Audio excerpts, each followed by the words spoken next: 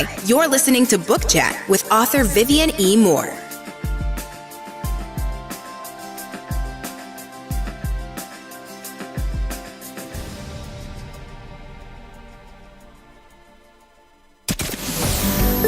Welcome, everybody, to this week's episode. We really appreciate you joining us. This podcast really shows us how we can all learn, live, and thrive off of each other. By sharing our knowledge through our conversations, we will impart some knowledge whilst learning ourselves how to progress even further. Here is your host.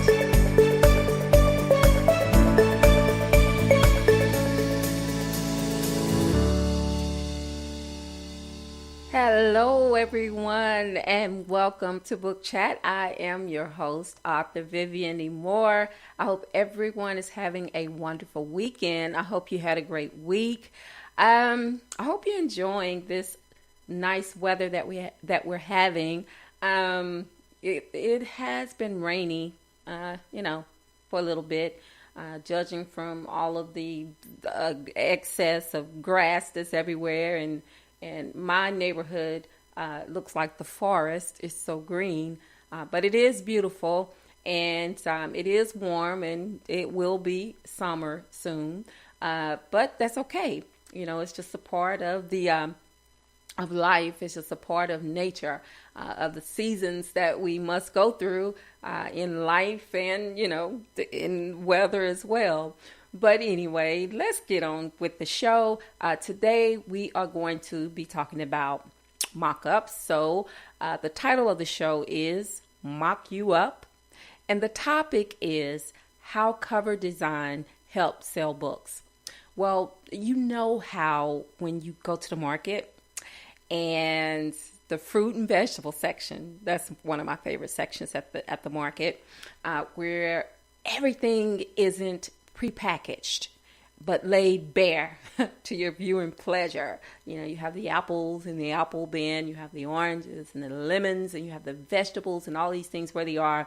And, but it's designed this way to allow you to scratch and sniff if you so desire, and to squeeze and prod and poke, to know exactly what you're getting before you make any purchases. Now, imagine if everything was all covered up without a way to view before buying, with no way to gauge if what you're buying is fresh or on the verge of fuzzing over. I can't tell you how many times I've gone to the market, and I try not to buy the prepackaged fruits, but the strawberries and things like that, they come in the little plastic containers. But this is a trick that I use. I always flip it over so I can see the bottom of it, and to make sure that there's no fuzz or anything growing at the bottom. And then I shake it around a bit to make sure that there's nothing in the middle that's going bad either, and I sniff too. That's very important. So now back to mock you up, now that I've given you this little tip on how to buy fruits and vegetables. But anyway, I'm glad that this isn't the case at the market or in bookstores. In most cases, just like the groceries, we can view before buying. With virtual views or mock-ups, we know exactly what the book will look like and can even thumb through the pages to read a few chapters first. Now, I love this, and Amazon has this feature.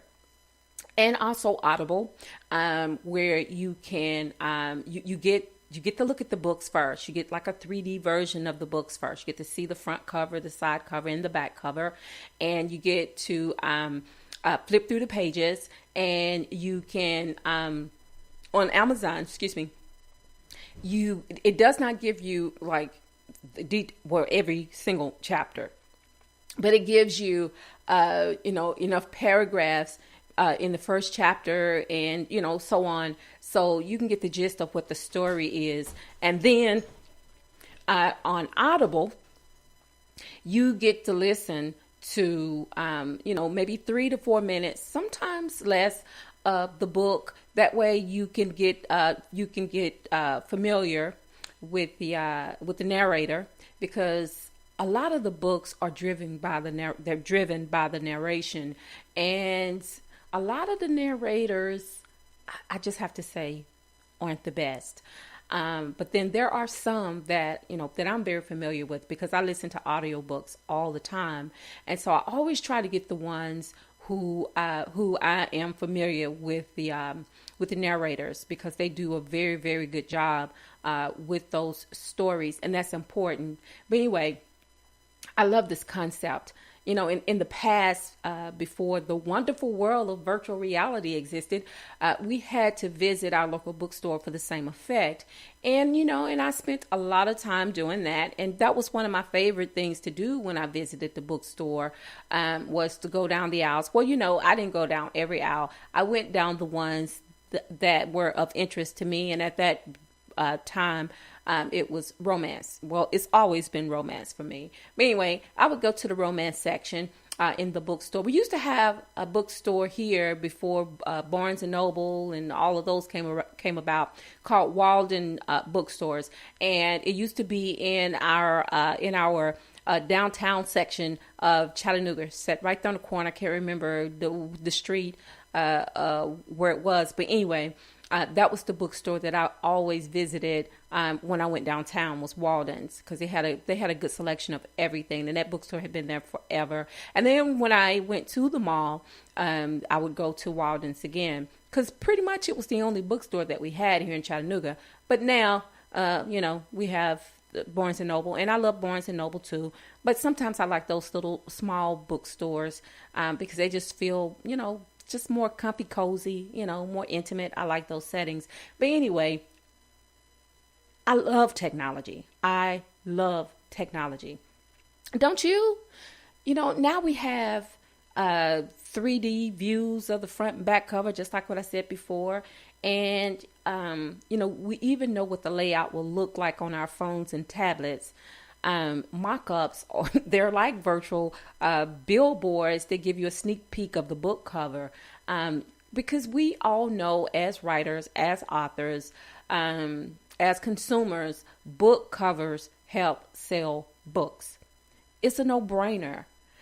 I'll be the first to admit that I love checking out book covers, especially romance. Now, I'm a sucker for handsome men, and let's face it, if the guy is hella cute and sexy, I'm buying that book. But anyway, I'm engaged before I even read the synopsis.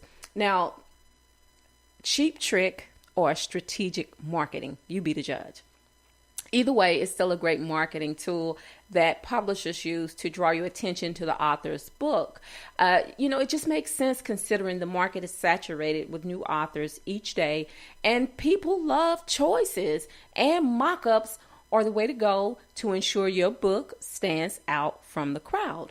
And why not? Television and movie theaters have done this for ages. Just today. Now, I love movie trailers. It's part of the viewing experience and a great way to inform you about what's coming next in a theater near you. And I don't know about you, but I get excited and can hardly wait for the next thriller. And so as I was saying today, I went to the movie with my sister. It's her birthday, and my brother-in-law. We went to go see the Avengers Endgame. And don't worry, there will be no spoiler alerts. I don't plan on telling you anything about the movie, except I love watching the pre-trailers and the after trailers, because sometimes, always with the Marvel movies, they always have a little tidbit of what's coming next. So, and I always sit through to, watch all the credits roll and then right to the very end, because I know that they're going to give me a flash forward of what's to come next. But before we even, get to the end of the movie, it's at the beginning when they're doing all the trailers for the new movies that will be coming out this year, and then some that will be coming out next year. And I absolutely love that. To me, that is part of the viewing experience to get a sneak peek at what's coming, as far as movies and things, of that nature. And it's the same way with books. I'm on Facebook quite a bit, and, Facebook, just like, Twitter, went straight out of my head, they use algorithms to monitor, what you look at the most, what your interests are. And of course, mine is reading, writing, And so advertisement for new books are always, on my page, or on my timeline. And so, and I don't feel obligated, but it's like I can't resist clicking on it when I'm just scrolling through, my pages and, or the feed, and I see, a new book. Some are from authors that I've never heard of before, and then some are from some that are well known. But I usually click on pretty much all of them, and a lot of them are they're available on Amazon. If you have the Kindle Unlimited plan, you can read. I think it's up to like 10 books. You can have 10 books on your list. As you read them, you take them off, and then you can add more. But I always click on them because they always have the nicest book covers. And that's the first thing that grabs my attention. And that's what it's supposed to do. It's supposed to reach out and grab your attention, while you're scrolling through these pages, because they want you to click on it, because they want you to see, what they're trying to sell you. And there's nothing wrong with that. To me, that's great marketing, to put it right there in the face of people, who love to read. That's how you get them to notice you and to go out there and take a look at your book. And sometimes if you don't even buy their book, it's linked to other books that you may be interested in. So, I love it. Like I said again, mock-ups are just like movie trailers. You get the preview of what is to come next. And, because they just work pretty much the same way. You get, I always, always get hooked, when I go out there, just by looking at the mock-ups or the book covers. I'm always pulled in before I even read the first paragraph. And then, by then I'm already addicted, to what's coming. And I don't want to waste my time by viewing, just boring marquees or anything like that. I want images in bold, living colors. You can call me spoiled, but so what? It is what it is.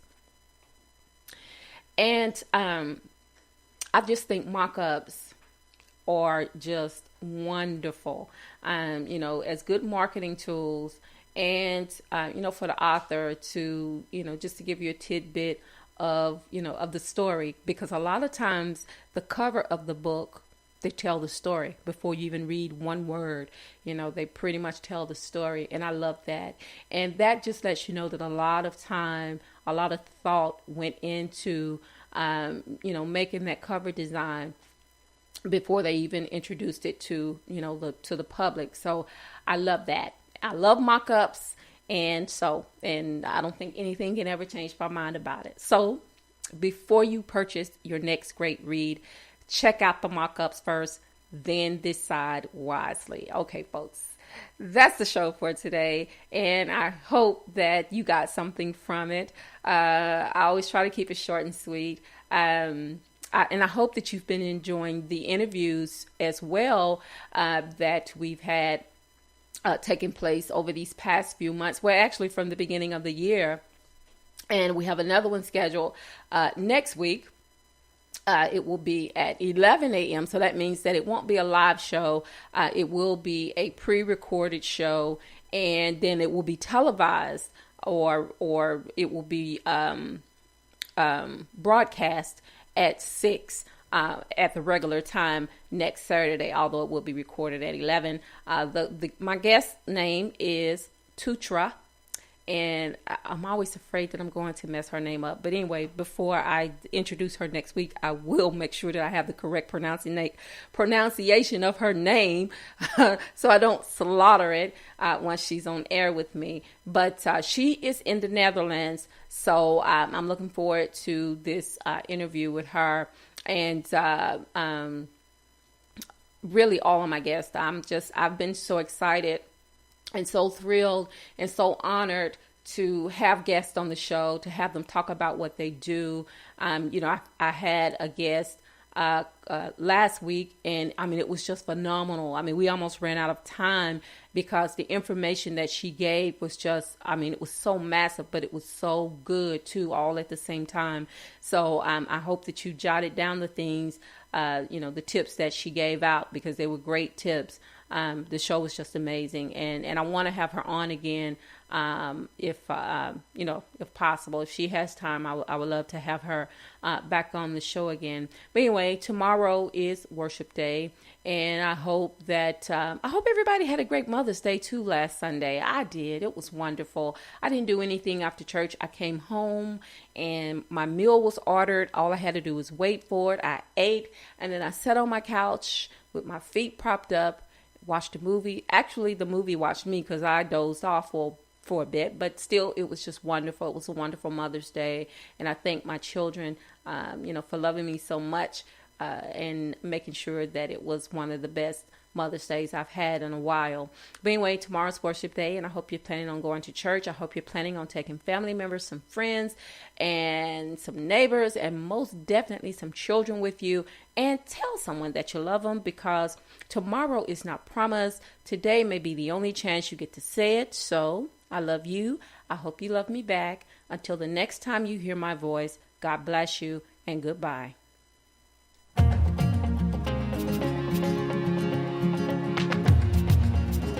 Loved what you've heard on this week's episode? Well, the answer is simple. It would mean the world to us if you could head over to iTunes and leave us a 5-star review and feedback. Spreading the word really is the best way to grow our podcast and achieve even greater things. Thank you.